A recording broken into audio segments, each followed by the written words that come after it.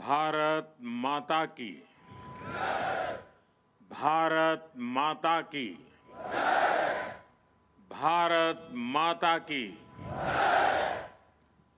आप सभी युवाओं का, जाबाजों का ये उत्साह राष्ट्रीय एकता दिवस की बहुत बड़ी ताकत है।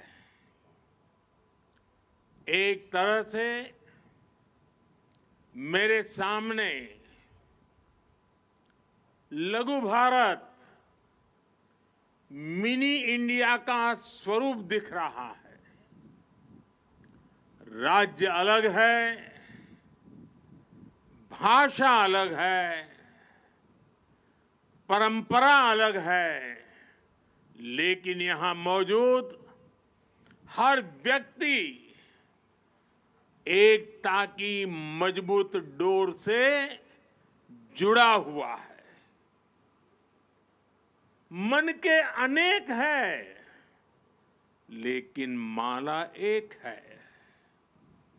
तन अनेक है, लेकिन मन एक है। जैसे 15 अगस्त हमारी स्वतंत्रता के उत्सव का और 26 जनवरी हमारे गणतंत्र के जयघोष का दिवस है, उसी तरह 31 अक्टूबर का ये दिन देश के कोने कोने में राष्ट्रीयता के संचार का पर्व बन गया है।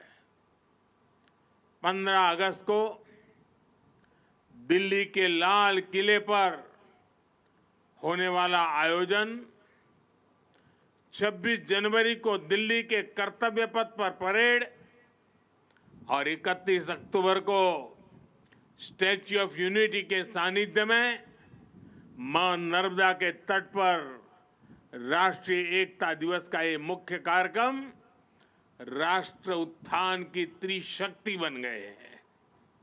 आज यहां पर जो परेड हुई, जो कार्यक्रम प्रस्तुत किए गए, उन्होंने हर किसी को अभिभूत किया है।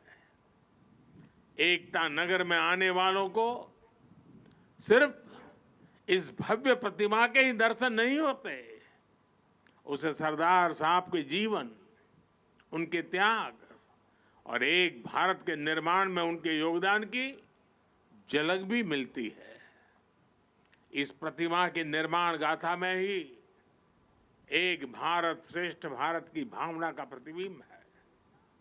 इसके निर्माण के लिए देश के कोने कोने से किसानों ने खेती के औजार दिए, लौह पुरुष की प्रतिमा के लिए लोहा दिया। देश के कोने कोने से मिट्टी लाकर यहां वॉल ऑफ यूनिटी का निर्माण हुआ। ये कितनी बड़ी प्रेरणा है। इसी प्रेरणा से ओतप्रोत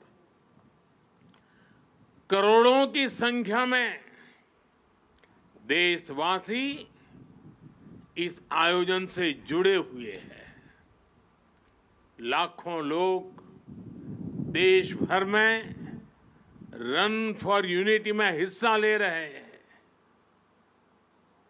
एकता के लिए दौड़, लाखों लोग सांस्कृतिक कार्यक्रमों के जरिए इसका हिस्सा बन रहे हैं। जब हम देश में एकता का ये प्रवाह देखते हैं, जब 140 करोड़ भारतीयों में एकजुटता के ये भाव देखते हैं, तो ऐसा लगता है जैसे सरदार साहब के आदर्श ही एक भारत श्रेष्ठ भारत का संकल्प बनकर हमारे भीतर दौड़ रहे हैं। मैं इस पावन अवसर पर सरदार वल्लभ भाई पटेल के चरणों में नमन करता हूं। मैं सभी देशवासियों को राष्ट्रीय एकता दिवस की अनेक अनेक शुभकामनाएं देता हूं। मेरे परिवारजनों, आने वाले 25 साल भारत के लिए इस शताब्दी के सबसे महत्वपूर्ण 25 साल है। इन 25 वर्षों में हमें अपने इस भारत को समृद्ध बनाना है, हमारे भारत को विकसित बनाना है। आजादी के पहले 25 साल का एक ऐसा कालखंड आया था पिछली शताब्दी में, जिसमें हर देशवासी ने स्वतंत्र भारत के लिए खुद को खपा दिया था।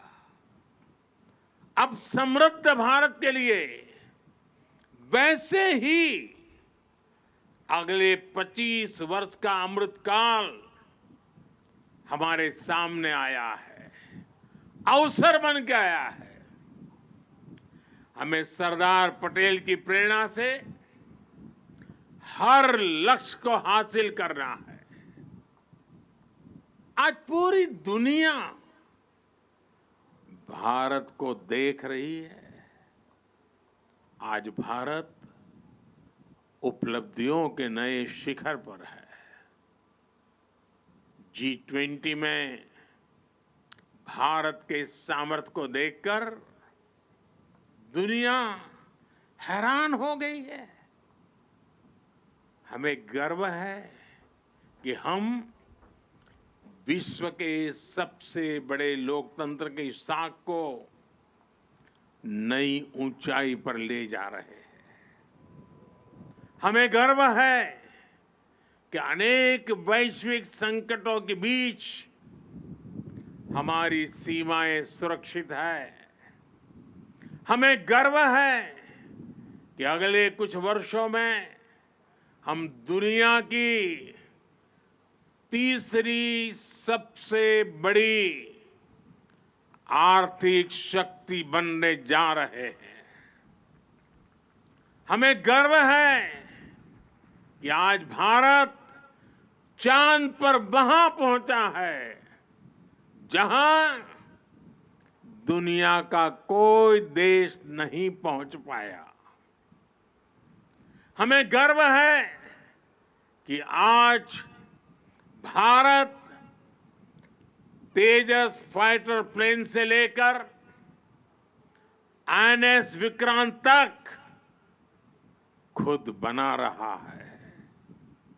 हमें गर्व है कि आज भारत हमारे प्रोफेशनल्स दुनिया की अरबों खरबों डॉलर की कंपनियों को चला रहे हैं, नेतृत्व कर रहे हैं। हमें गर्व है कि आज दुनिया के बड़े बड़े स्पोर्ट्स इवेंट्स में तिरंगे की शान लगातार बढ़ रही है। हमें गर्व है कि देश के युवा बेटे बेटियां रिकॉर्ड संख्या में मेडल्स जीत रहे हैं। साथियों, इस अमृत काल में भारत ने गुलामी की मानसिकता को त्याग कर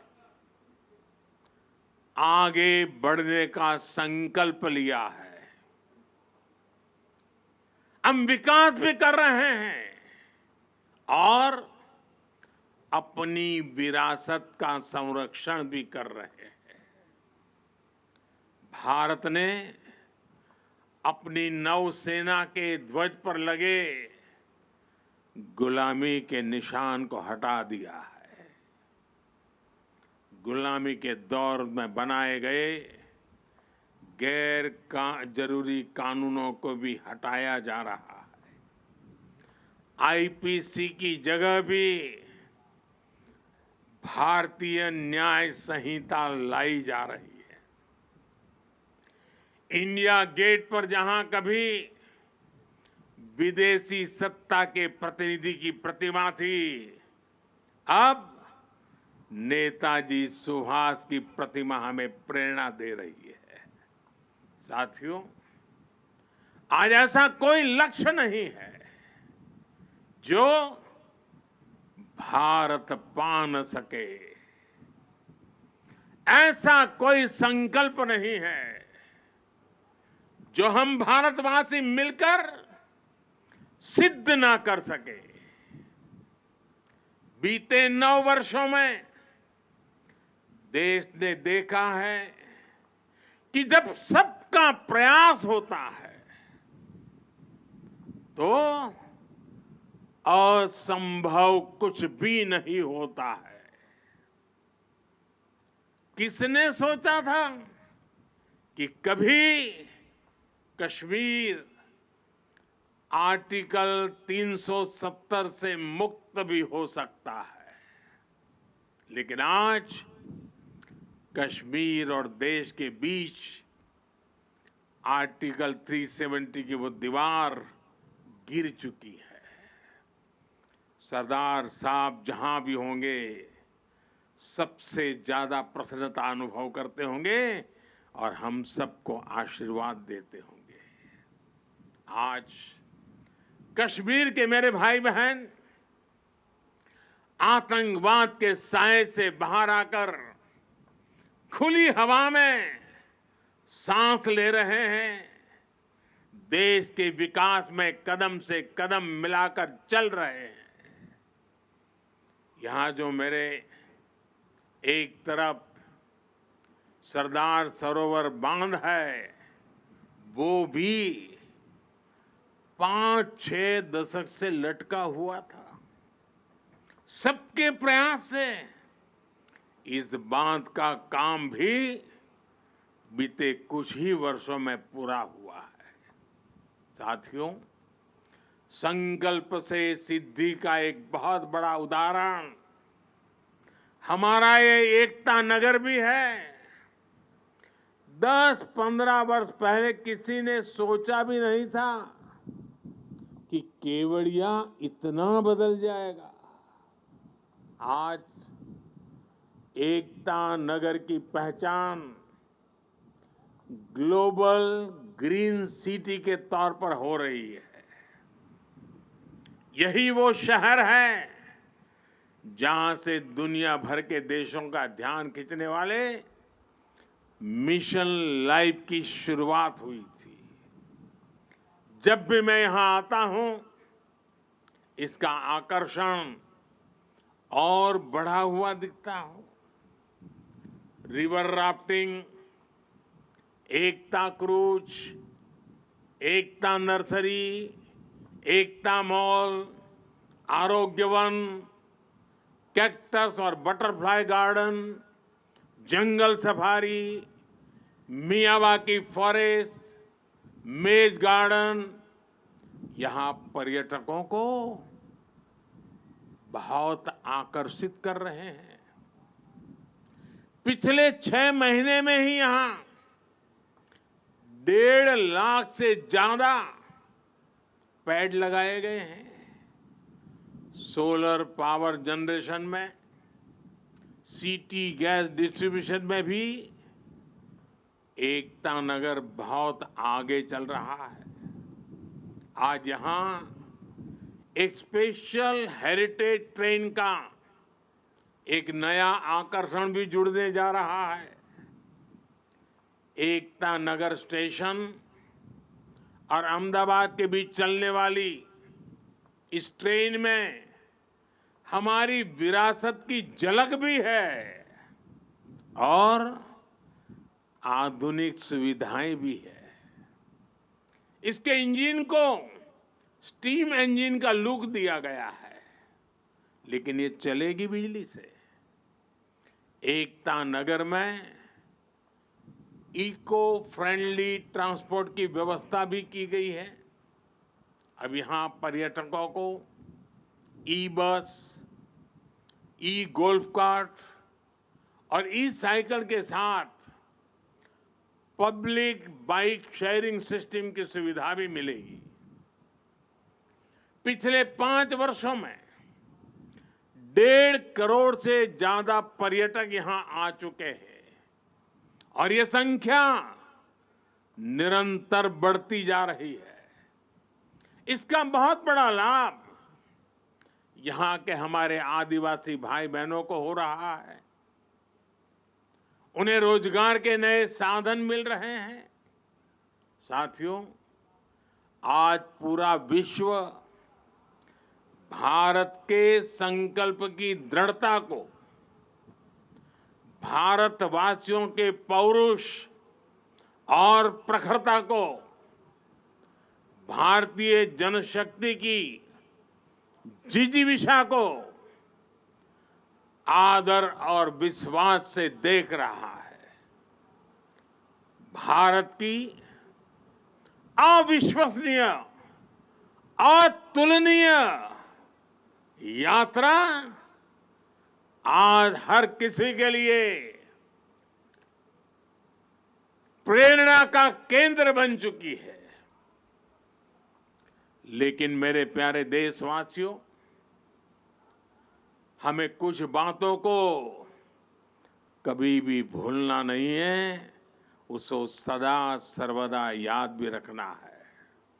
मैं आज राष्ट्रीय एकता दिवस पर प्रत्येक देशवासी से इस बारे में मेरे मन के भाव आज उनके सामने मैं प्रकट करना चाहता हूं। आज पूरी दुनिया में उथल पुथल मची हुई है।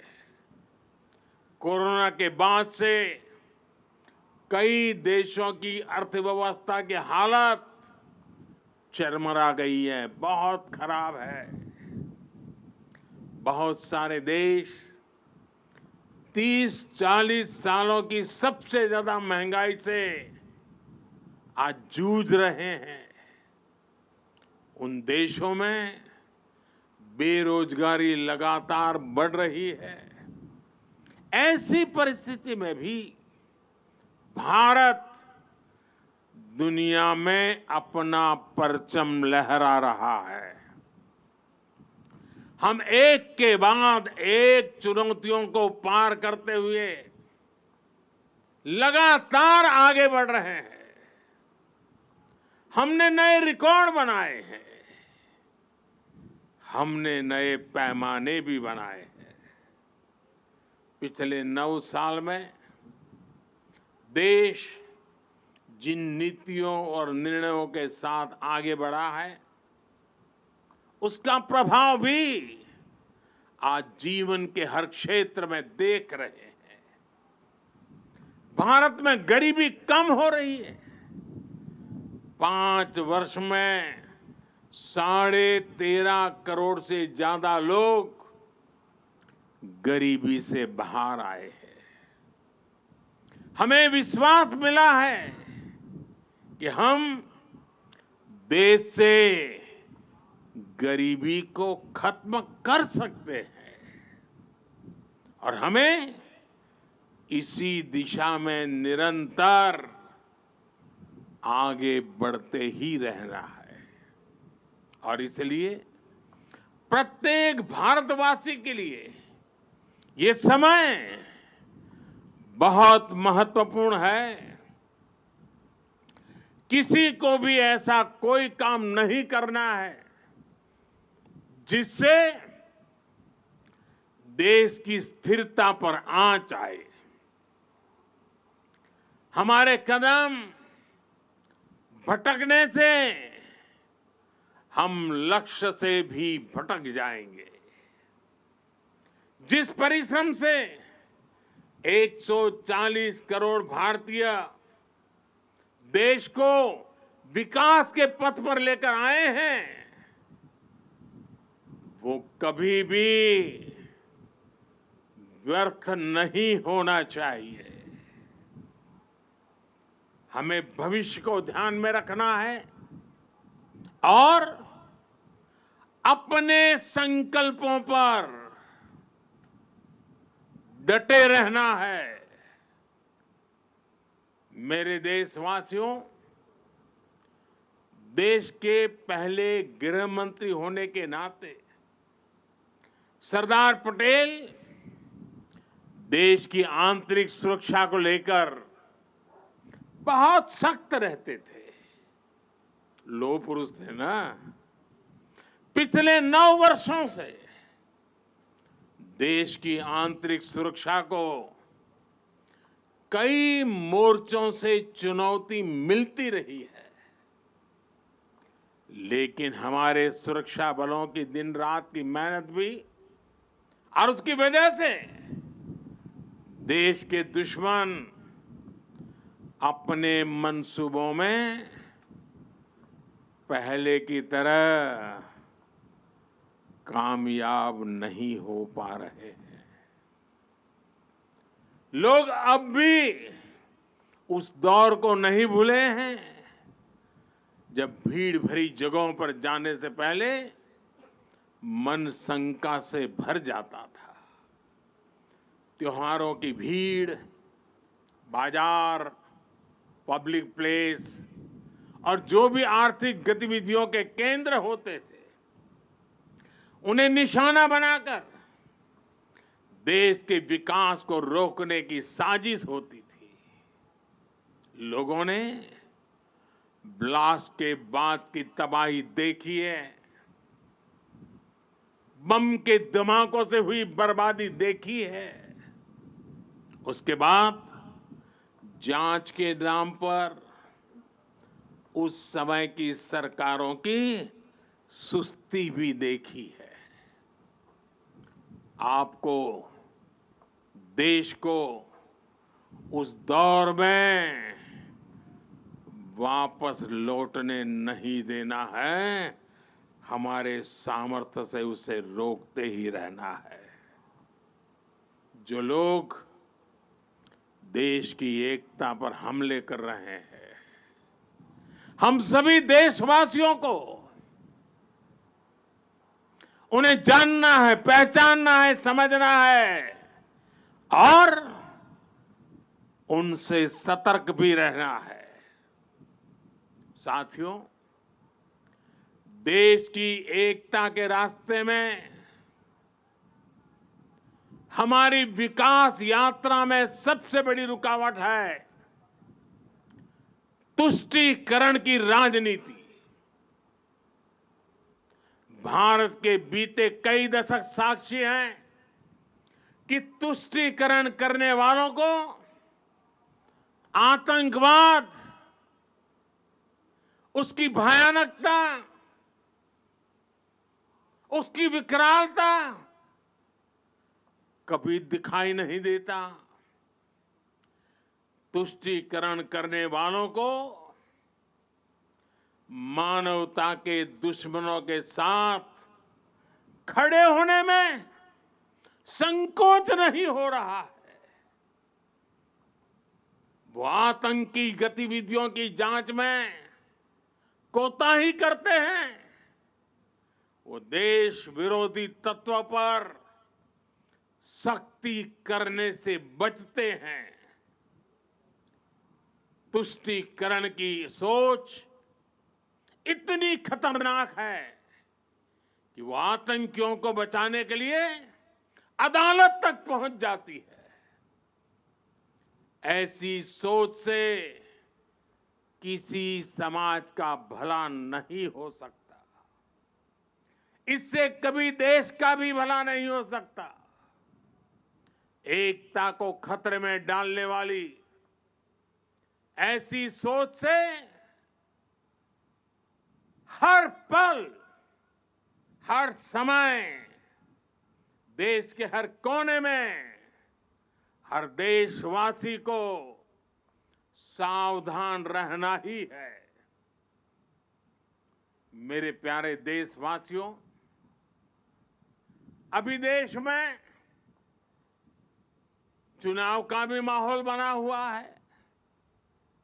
राज्यों में चुनाव की प्रक्रिया चल ही रही है और अगले साल लोकसभा के भी चुनाव होने वाले हैं।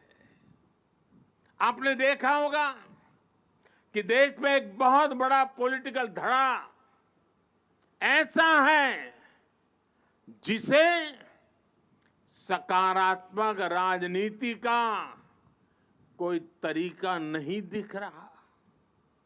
दुर्भाग्य से ये पॉलिटिकल धड़ा ऐसे ऐसे हथकंडों को अपना रहा है जो समाज और देश के खिलाफ है। ये धड़ा अपने स्वार्थ के लिए देश की एकता अगर टूटती भी है तो उनके लिए उनका स्वार्थ सर्वोपरि है।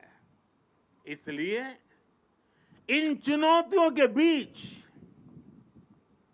आप मेरे देशवासी जनता जनार्दन, आपकी भूमिका बहुत महत्वपूर्ण हो गई है। ये लोग देश की एकजुटता पर चोट करके अपना राजनीतिक हित साधना चाहते हैं। देश इनसे सतर्क रहेगा तभी विकास के अपने लक्ष्यों को प्राप्त कर पाएगा। हमें विकसित भारत का लक्ष्य हासिल करने के लिए देश की एकता बनाए रखने का प्रयास एक पल भी छोड़ना नहीं है, एक कदम भी पीछे रहना नहीं है। हमें निरंतर एकता के मंत्रों को जीना है। एकता को साकार करने के लिए हमें अपना निरंतर योगदान देना है। हम जिस भी क्षेत्र में हो, हमें उसमें अपना 100% देना है। आने वाली पीढ़ियों को बेहतर भविष्य देने का केवल यह उत्तम से उत्तम मार्ग है और यही सरदार साहब की हम सभी से अपेक्षा है। साथियों, आज से MyGov पर सरदार साहब से जुड़ी एक राष्ट्रीय प्रतियोगिता भी शुरू हो रही है। सरदार साहब क्विज के माध्यम से देश के युवाओं को उन्हें जानने का और मौका मिलेगा। मेरे परिवारजनों, आज का भारत नया भारत है। हर भारतवासी आज असीम आत्मविश्वास से भरा हुआ है। हमें सुनिश्चित करना है कि आत्मविश्वास बना भी रहे और देश बढ़ता भी रहे। ये भाव बना रहे, ये भव्यता बनी रहे। इसी के साथ मैं एक बार फिर आदरणीय सरदार पटेल को 140 करोड़ देशवासियों की तरफ से विनम्र श्रद्धांजलि देता हूं। हम सब राष्ट्रीय एकता के इस राष्ट्र उत्सव को पूरे उत्साह से मनाएं। जीवन में एकता के मंत्र को जीने की आदत बनाएं। जीवन को हर पल एकता के लिए समर्पित करते रहे। इसी कामना के साथ एक बार फिर आप सभी को ढेर सारी बधाई। भारत माता की, भारत माता की, भारत माता की। बहुत बहुत धन्यवाद। धन्यवाद माननीय प्रधानमंत्री महोदय श्री, आपकी प्रेरणादायी